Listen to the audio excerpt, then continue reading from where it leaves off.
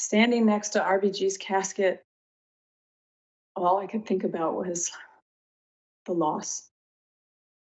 The loss was profound. It was massive for this country. It was deeply personal for those of us who had the honor of working with her.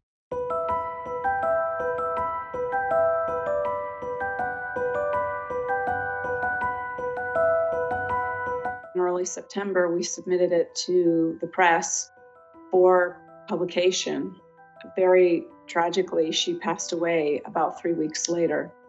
And so then the process became one of trying to explain the book in the context of her passing. And one of the hardest things that I had to do in that regard was write an afterword. This part of the book was not supposed to exist.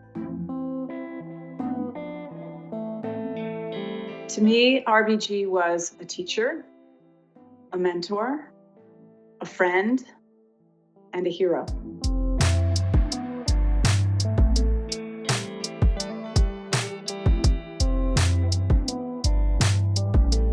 Justice Ginsburg had the idea that we could build this book around a conversation that we had in which I interviewed her about her life and career in the fall of 2019. She had a very clear vision for what she wanted the book to include. And I will also say that she remained, for lack of a better way to say it, a ferocious editor.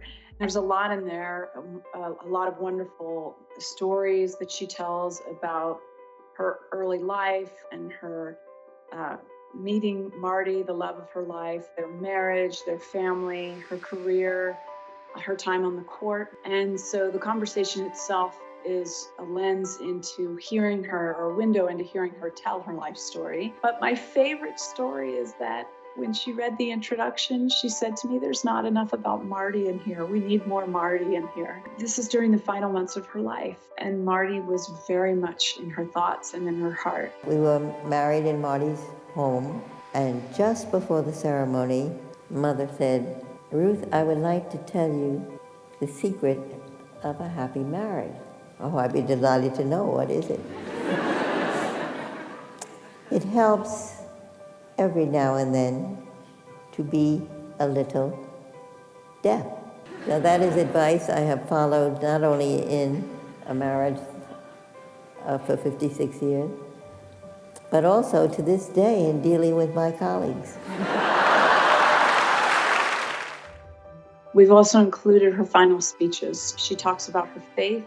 She talks about Jewish women who were her role models. She talks about being the child of immigrants and the American dream. She talks about how only in America could someone who was the daughter of a bookkeeper become a Supreme Court justice. She's picked materials that complement and expand on the stories that she tells in the conversation.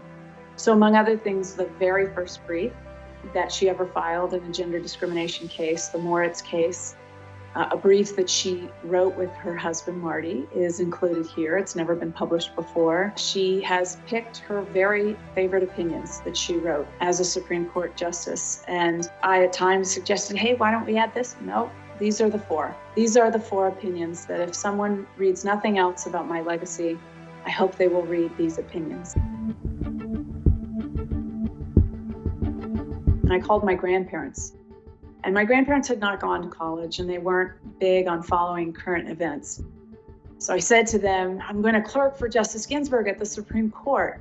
And there was this long, awkward pause. And then my grandmother asked, who is Justice Ginsburg? And so I had to explain to her who this extraordinary woman was. And I remember my grandmother said, my goodness, she sounds incredible. I'm so proud that you will get to work for her. And I wrote a letter to the justice the next day. And the justice wrote me back a letter in which she included or enclosed a second letter for my grandmother.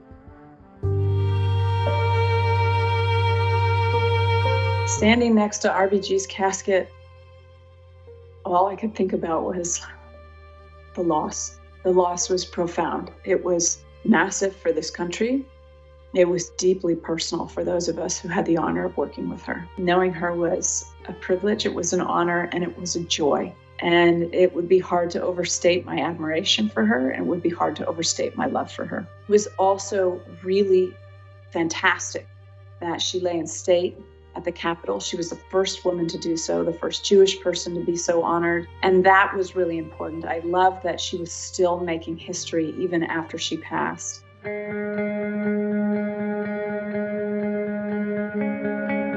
If you see something that is wrong, if you see something that you think does not embrace the core values that you think should define us, speak up and then work to change it. That's who she was. And I hope that through her example, people for generations continue to be inspired to do all of these things and to keep up the work of making ours a more perfect union, because we still have a lot of work left to do.